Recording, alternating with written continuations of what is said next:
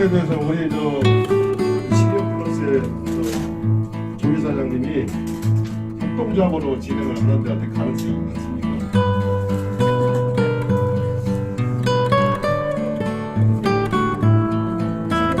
아까 반찬도 있었고, 밥도 있고, 그다음에 회장도 있고, 시니어들이 만든 거고, 시니어들이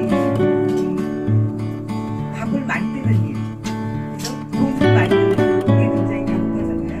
그런 면에서 같이 이제 협동조합을 이루어서 또 다양한 또 연합체험들도 움직이는 만들면 요즘 지금 뭐 백세 시대 문제를 어떻게 우리가 사회적으로 하나의 협력이 될 수 있지 않을까 생각합니다.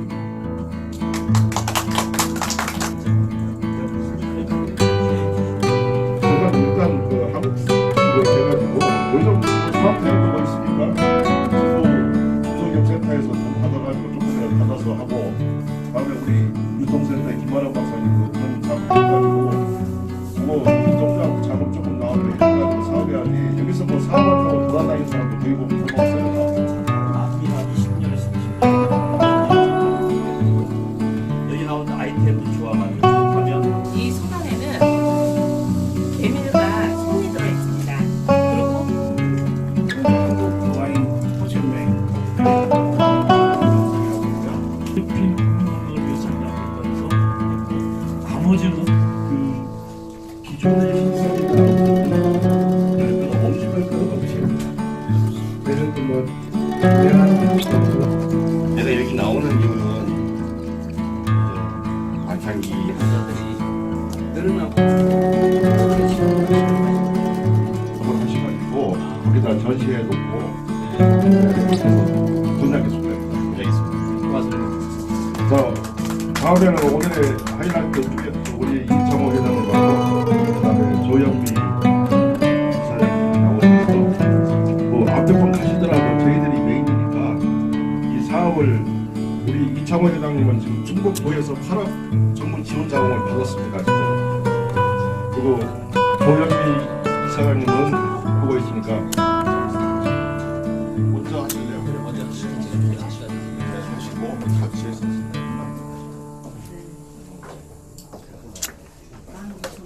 네, 안녕하세요. 식사 좀 맛있게 하셨나요? 네, 집중해 주세요. 저는 국내 1호 시니어 플래너 조영미라고 합니다. 뭐라 그랬죠, 제가? 국내 1호. 네, 국내 1호 시니어 플래너. 시니어 플래너라는 게 뭘까요? 여러분들 시니어신가요? 저는 시니어입니다. 시니어, 그러면 시니어 아니신 거예요. 아무 대답 안 하면 난 아니야 이러실 거거든요. 그런 분들이 시니어인 거예요. 그러니까 자기의 지금 상태를 별로 인정하고 싶어 하지 않는 거죠. 그러니까 생애 전환기예요. 이 생애 전환기에 굉장히 많은 변화가 생기고, 그죠? 새로운 공급돼야 될 어떤 지식도 필요하고, 이런데 본인들은 이 시기를 어떻게 지나야 되는지도 잘 몰라요. 너무 당연하게도. 그래서 누가 움직일까요? 국가가 움직이죠. 개인들은 자기가 어떻게 해야 될지 잘 모르니까 100세 시대인데 부지런히 벌 생각만 하는 거예요. 내가 벌 수 있는 상태인지 아닌지는 체크하지도 않은 상태로 그냥 뛰던 대로 계속 뛰는 거예요. 그럼 무슨 일이 생길까요? 뛸수록 손실이 일어나는 거예요. 그래서 2010년도에 중기청에서 시니어 창업이나 이런 것들을 막기 위해서 시니어 창업 정책을 처음 만들었어요. 국가로서도 예상하지 못했던 사건인 거예요. 대기업을 퇴직하고 하신 분들이 나와서 뭔가 일을 하는데 실패래. 우리는 그런 사람들을 성공자라고 봤었잖아요. 공부 잘해서 좋은 대학 가서 좋은 기업에 들어가는 걸 성공으로 알았었는데 그분들이 퇴직 후에 나와서 그렇지 않더라는 거죠. 그래서 시니어 창업 정책을 만들어서 2010년도에 시니어 커뮤니티 지원 사업 좀 모이라는 거죠. 모여서 논의를 하라는 거예요. 모여서 술만 먹지 말고. 또 문화가 술이었던 거예요.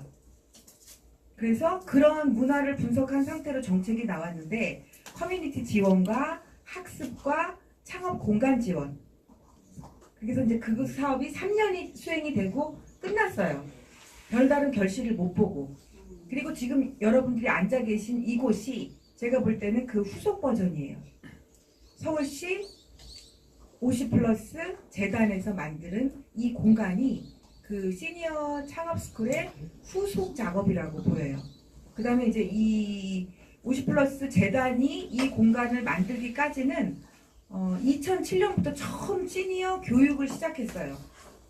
전문직 퇴직자를 대상으로 해서 박원순 시장님이 그때 처음 만들었던 것이 행복설계 아카데미라는 최초의 시니어 사회공헌 교육이에요.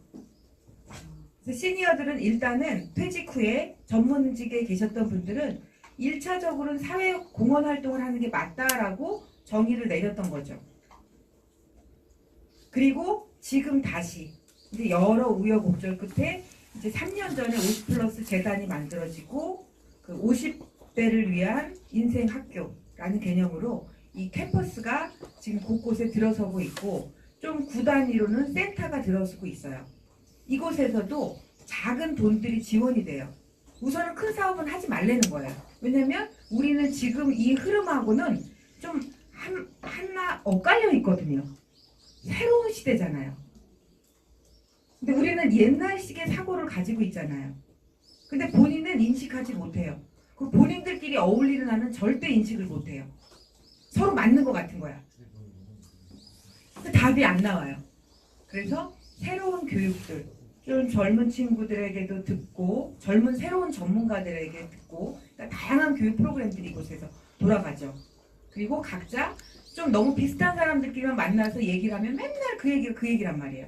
그래서 좀 섞이라는 거예요. 그래서 좀 다채로운 커뮤니티를 이루라고 하는 건데 쉽지 않죠.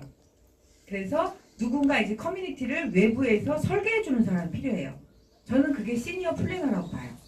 그래서 여기 생산하는 분들만 모이면 서로 팔 거를 똑같은 경쟁 상품을 갖고 있는 거예요. 절대 도움이 일어날 수가 없죠.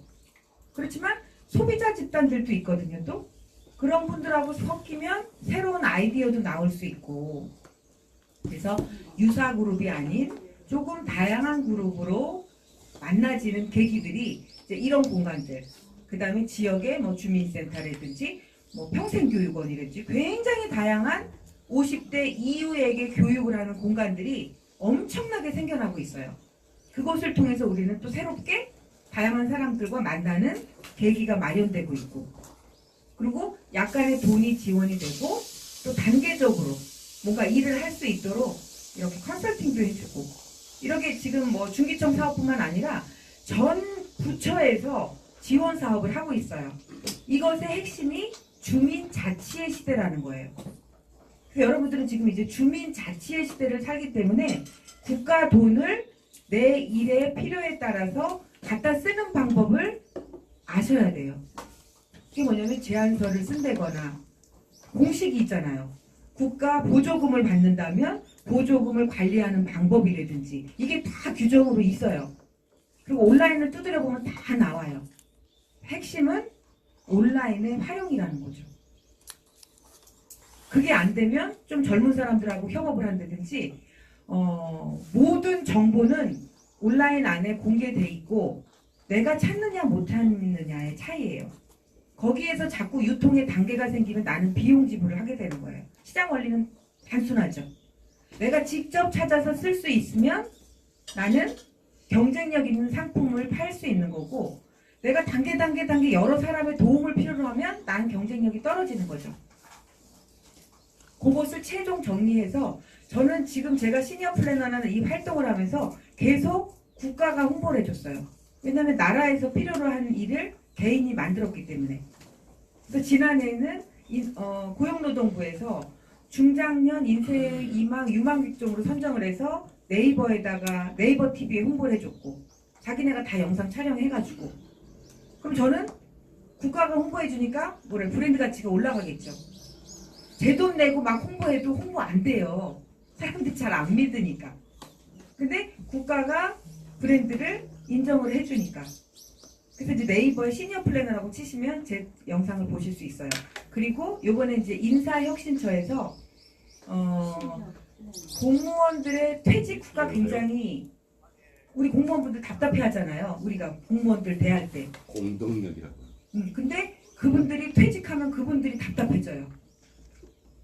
예. 우리가 공무원하고 안 통한다고 하잖아요. 근데 그분들이 퇴직하고 나면 이 바깥 세상에 대한 이해가 없잖아요.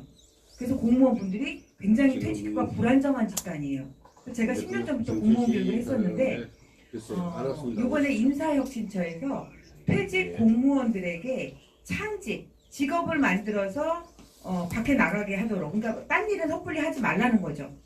그래서 그 현장에서 일할 때 직무 특성을 살린 창직을 해서 밖에 나가서 뭔가 준 공무원으로서 역할을 하라고 그 창직 동영상 교육을 만들었어요. 근데 제가 거기서 맡은 부분이 뭐냐면 재능기부 코디네이터라는 직업을 만든 거예요. 재능을 기부하는, 공무원들 재능 많잖아요. 사업계획서 잘 쓰고, 공무원들은 공무원들끼리 통하거든요. 그래서 공무원들이 사업계획서 쓰는 게 공무원한테는 가장 잘 통해요. 그러니까 민간하고 어떤 다리 역할을 할 수 있는 새로운 직업을 만드는 거죠. 이해되시나요? 그렇죠. 이제 공무원들이 대거 이제 나오면서 어떻게 보면 그런 우리가 지금 막 배워서 해야 되나 저걸 어떻게 해야 되나 하는 막막한 부분들을 아마도 공무원들이 그 브릿지 역할을 할 수 있는 환경으로 빠르게 전환이 될 거라고 봐요.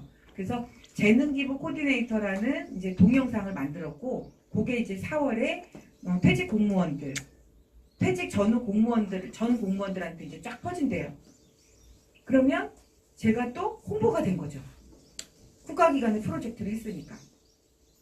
그래서 제가 인생 2막을 살아가는 방법은 온라인의 활용과 그다음에 국가 정책의 활용, 이 두 가지라고 봐요. 그리고 지역사회 네트워크 안에서 나의 활동 영역을 찾아내는 거. 근데 처음부터 다짜고짜 내 상품 팔려고 하면 아무도 마음 열어주지 않거든요. 그래서 우선은 사회공헌, 공헌을 통해서 관계를 맺는 것이 가장 안정적인 인생 2막의 진로 설계라고 생각을 합니다. 네, 여기까지 가르쳐드리겠습니다. 감사합니다.